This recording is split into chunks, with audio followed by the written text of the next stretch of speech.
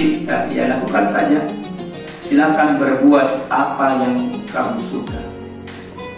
Iya. Ada juga hadis mengatakan inna mimma adawakan nasu, sesungguhnya yang dihadapi manusia min kalamin nubuwati,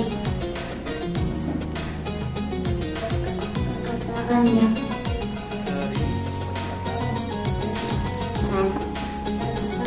dari kenabian. Al-ula, yang terdahulu.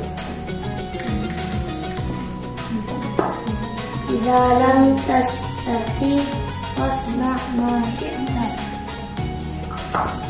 apabila tidak merasa malu, maka lakukanlah apa yang engkau inginkan.